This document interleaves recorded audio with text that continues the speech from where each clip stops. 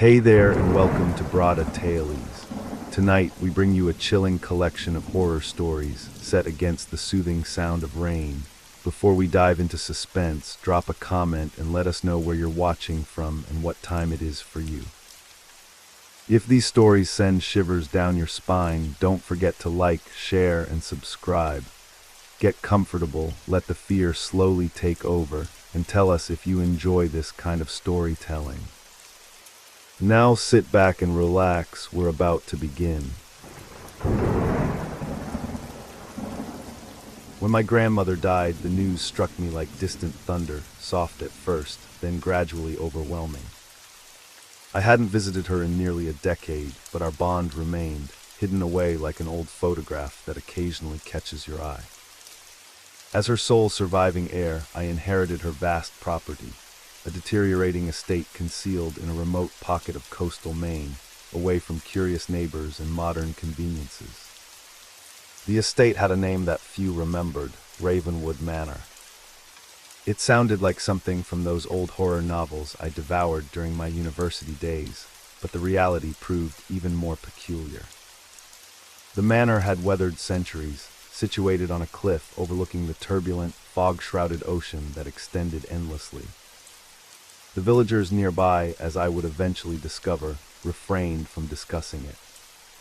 When they did, they spoke in whispers, as if merely mentioning the place might attract unwelcome attention. They possessed knowledge, secrets about my family's past that had been kept from me.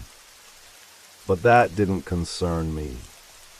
The estate was mine now, and with it came the unsettling duty of untangling my grandmother's mysteries. I arrived in the early evening. The pathway to Ravenwood Manor was overgrown and serpentine, appearing untouched for decades. The manor itself stood ahead, a shadow against the fading daylight, its windows vacant and lifeless like the hollow sockets of a skull. I parked and approached the entrance, keys clutched tightly, my pulse quickening with a strange sense of expectation. The atmosphere surrounding the manor was dense, oppressive, as if the very air resisted my presence. I experienced the oddest sensation of being observed, despite not having encountered another soul for miles. The first evening passed without incident, aside from the manor's disconcerting quietness. There was no electrical buzz, no sound of contemporary existence. Only the groaning of aged wooden floors beneath my feet and the faint murmur of the wind outside. The manor seemed to possess its own vitality, as if it was monitoring, anticipating.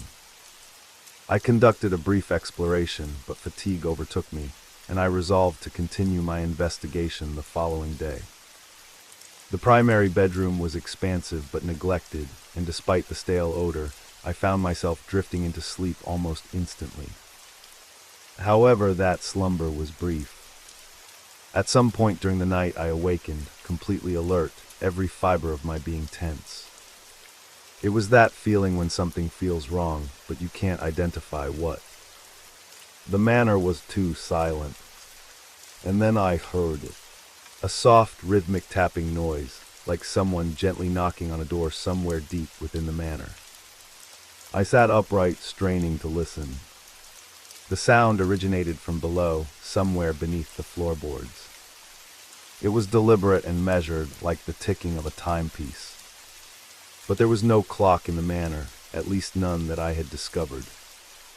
I remained motionless, frozen in place for what seemed an eternity, but eventually the sound ceased and the silence returned. I didn't sleep again that night. The next morning I began my proper investigation of the manor.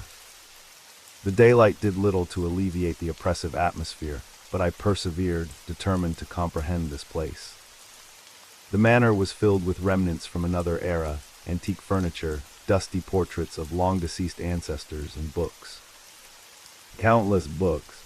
In my grandmother's study, I discovered shelves upon shelves of old, leather-bound volumes.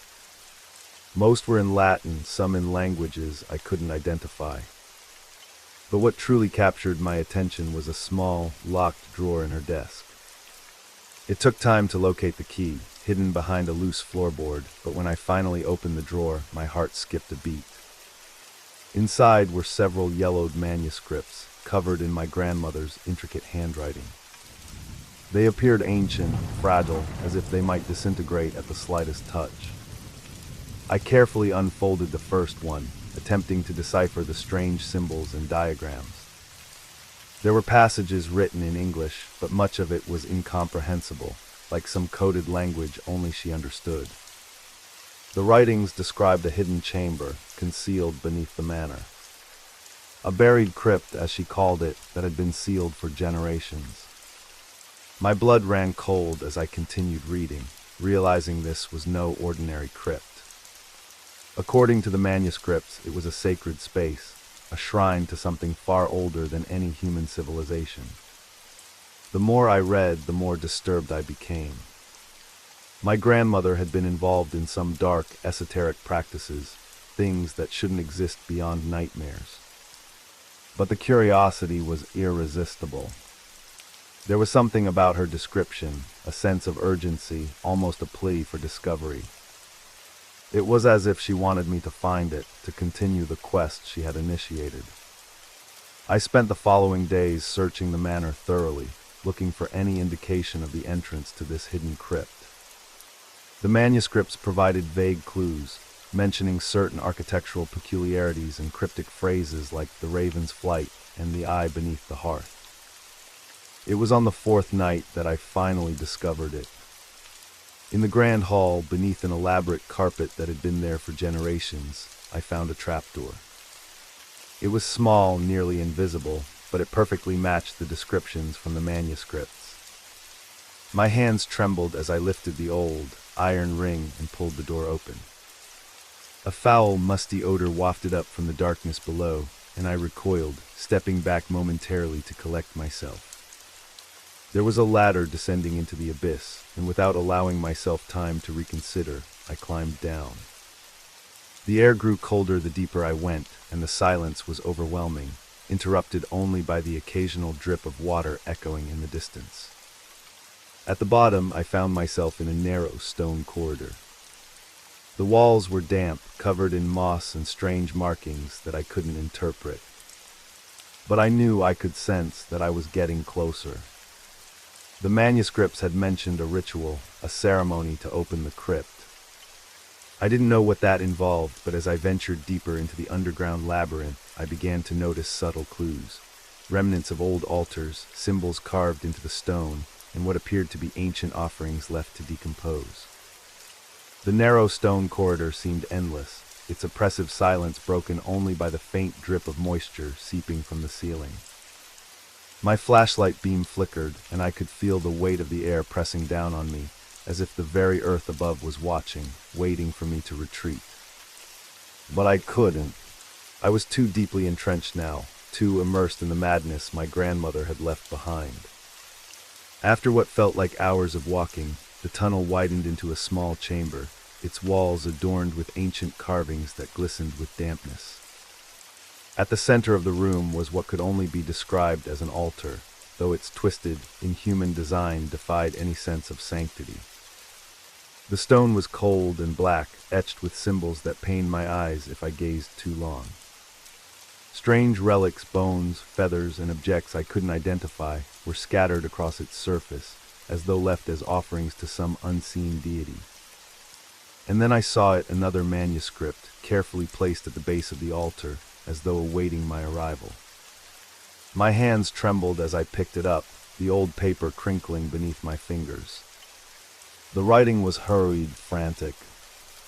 It was my grandmother's hand, but the words were barely coherent, a mixture of English and strange phrases in languages I couldn't recognize. The crypt, the raven, they are watching. The last line chilled me to the bone. I have seen them. They are beneath us. I stood paralyzed, the weight of my grandmother's words sinking in. She had known. She had been here in this very place, confronting whatever terrible knowledge had driven her to madness. And now I was standing where she had stood, on the verge of a truth too terrible to comprehend. The ground beneath me rumbled, a low, almost imperceptible vibration that sent shivers up my spine. I backed away from the altar, my mind racing. The manuscripts had mentioned something about a ritual, but I didn't know what I had done to trigger it. And then I saw it. On the far wall of the chamber, a section of the stone began to shift. Slowly, painfully, it slid aside, revealing a narrow passageway that led deeper into the earth. The darkness beyond was absolute, impenetrable, but I knew there was no turning back. I had to know. I had to understand what had consumed my grandmother and what lay beneath the manor. The passage was narrow and suffocating, the walls so close I could feel the cold stone brushing against my arms as I moved forward. The air grew colder, heavier, and the feeling of being watched intensified with every step. It was as if the walls themselves were alive, pulsating with some ancient, malevolent energy. I descended further, deeper into the bowels of the earth, my mind racing with questions. Who were these ancient beings my grandmother had written about? And what was their connection to our family? The manuscripts had hinted at something terrible, something beyond human comprehension, but they hadn't prepared me for the reality of it. The tunnel opened into another chamber, larger this time, but far more disturbing. The walls were lined with more of the strange carvings, but these were different, more detailed. They depicted grotesque creatures, beings with too many eyes, too many limbs, engaged in horrific rituals. At the center of the room was a pit, and from it emanated a faint, unnatural glow. I approached the pit, my heart pounding in my chest. The light seemed to pulse in time with my heartbeat, drawing me closer, beckoning me to look. And so I did. What I saw at the bottom of that pit defied explanation. It was a vast, writhing mass, shifting and undulating as though it were alive. But it wasn't just a creature, it was many creatures, all tangled together in a nightmarish amalgamation of flesh and tendrils. Their forms were ever-changing, impossible to define, and yet there was something horribly familiar about them. I could feel their eyes on me, even though I couldn't see them. I could feel their hunger. And then the whispering began. At first it was barely audible, like the faint rustling of leaves in the wind. But as I stood there, frozen in place, the voices grew louder, more insistent. They spoke in a language I couldn't understand, but the meaning was clear. They wanted me to join them. I stumbled back from the pit, my mind reeling. The walls seemed to close in around me, the air growing thicker, suffocating. I had to get out.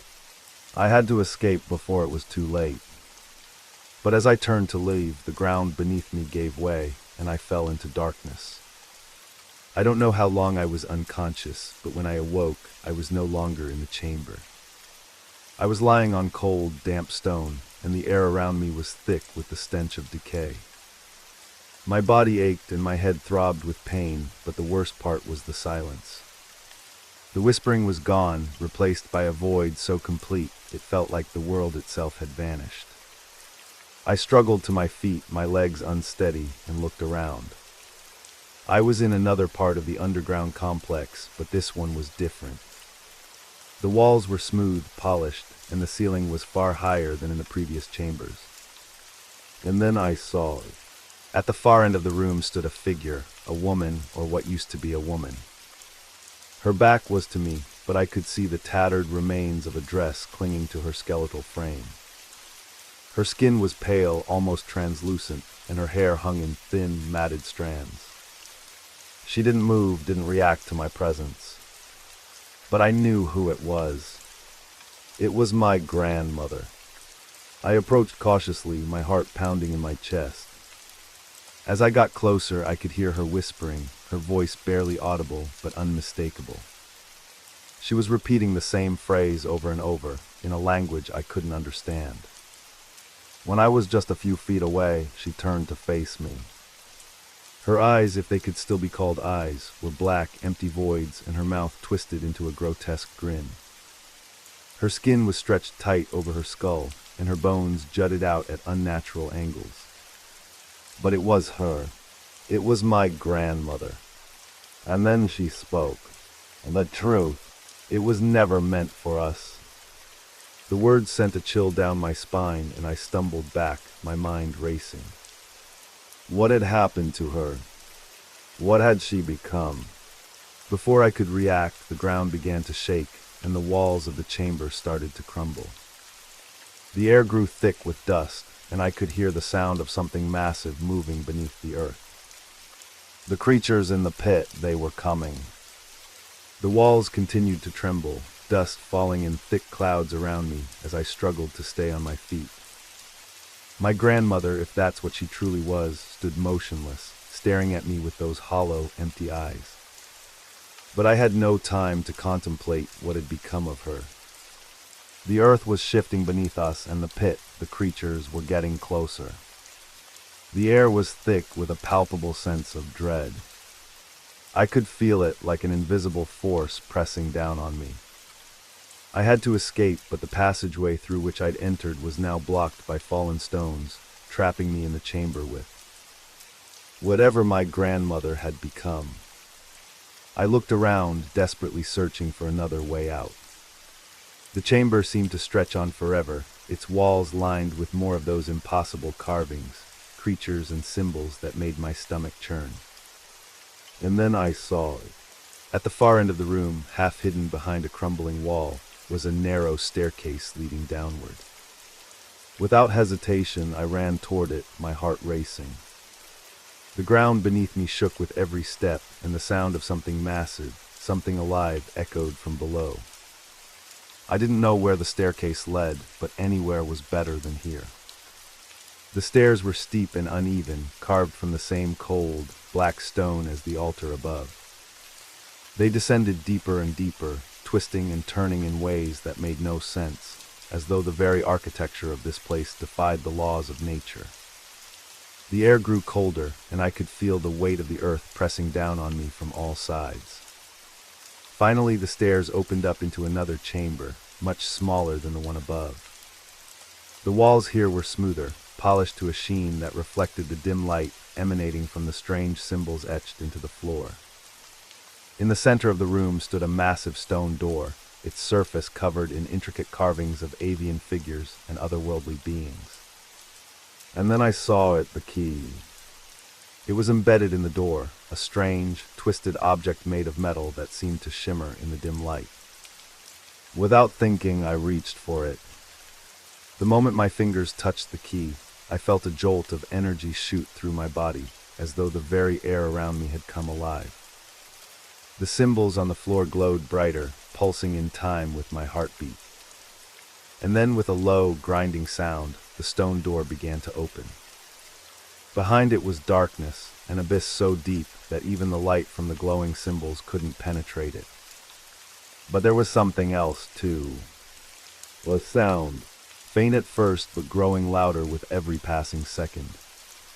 A low, rhythmic chanting, like the voices of 1,000 souls, all speaking in unison. I stepped closer to the door, peering into the void.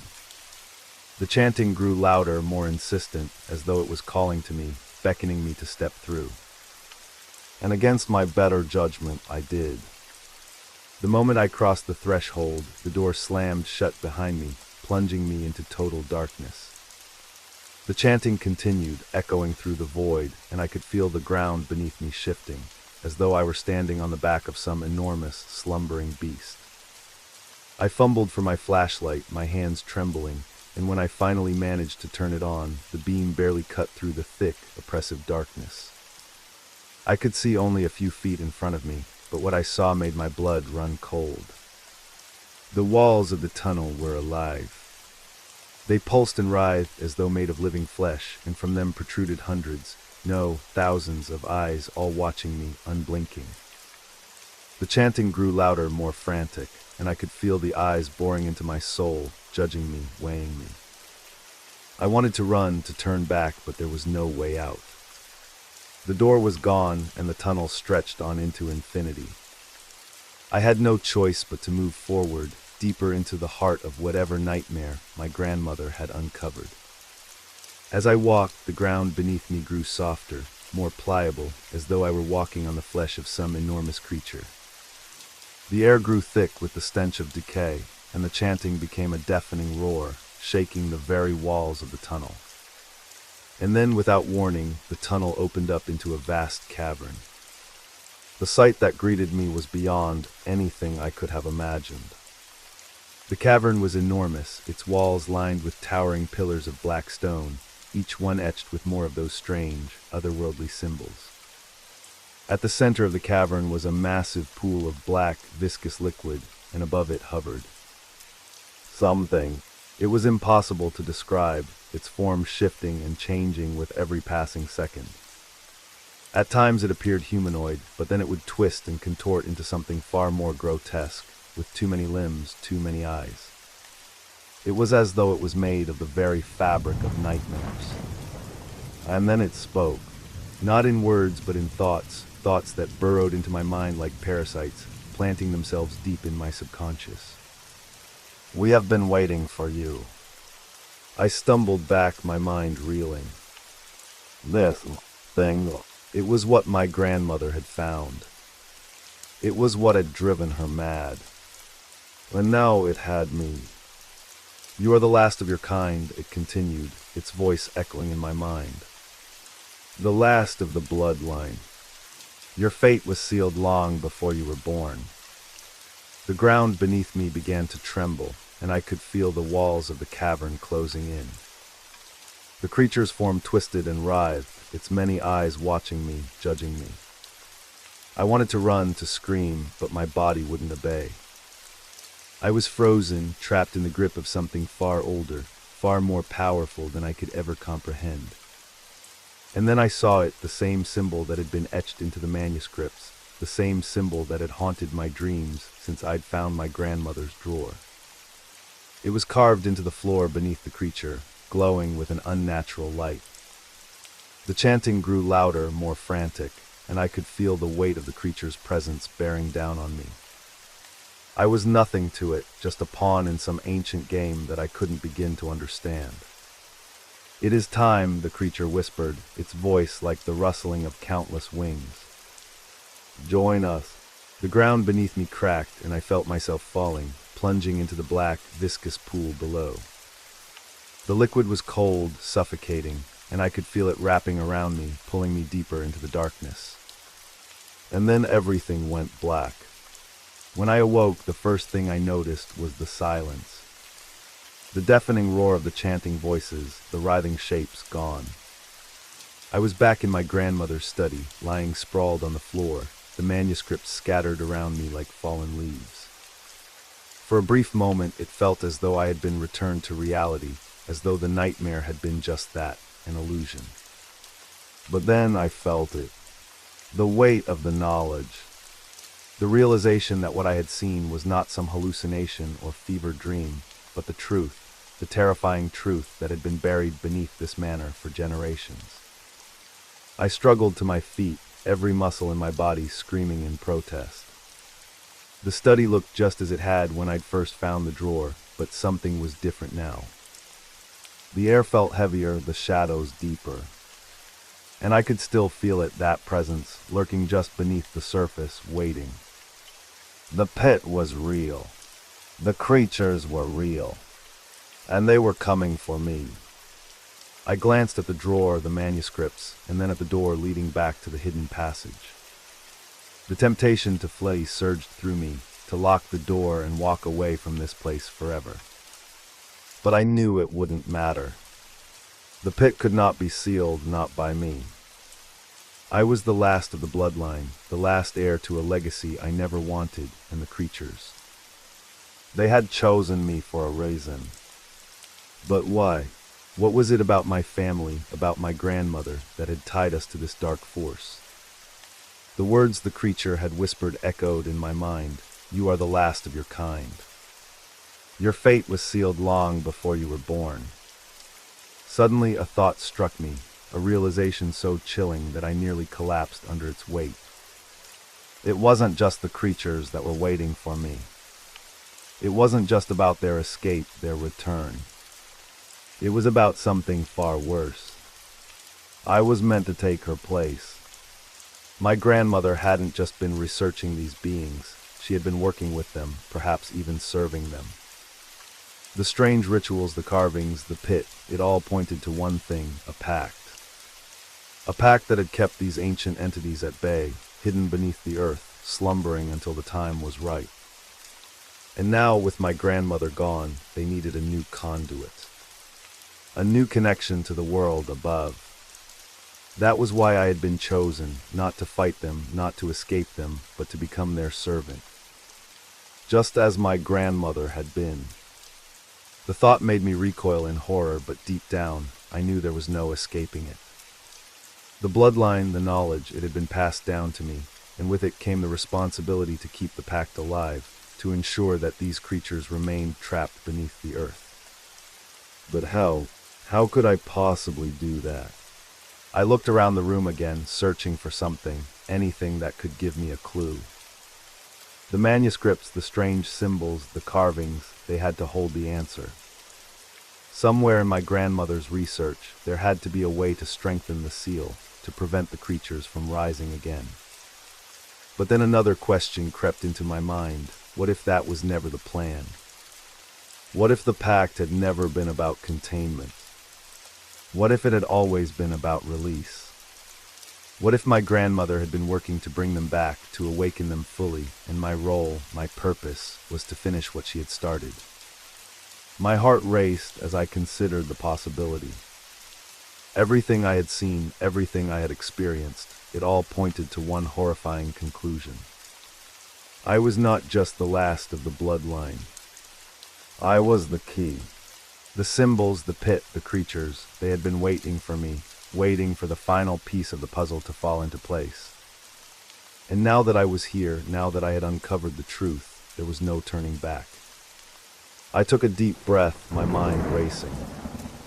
I had a choice to make, seal the pit forever, if that was even possible, or complete the ritual, as my grandmother had intended, and let the creatures rise.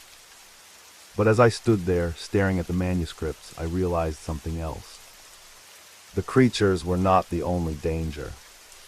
There was something far worse lurking beneath the surface, something even the creatures feared.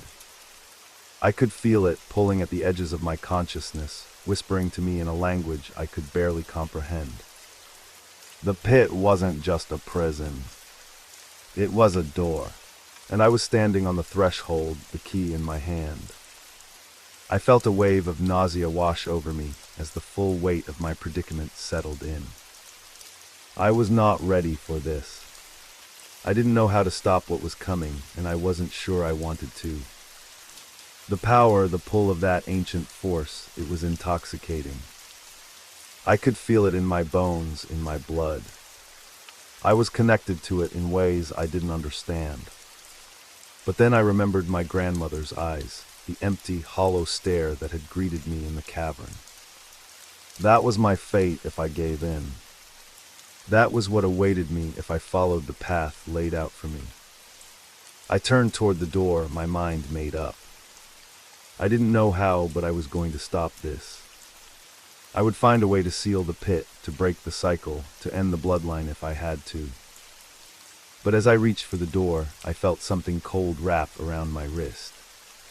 I looked down and saw the symbol from the manuscripts glowing faintly on my skin, pulsing in time with my heartbeat.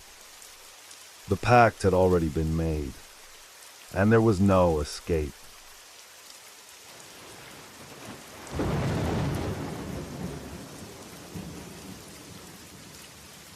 Thank you for listening till the end. I hope you were able to relax and will now get a good rest. And don't worry, new stories are already on the way for tomorrow. So don't forget to leave a like and subscribe to stay connected. Now have a good night. See you in the next episode.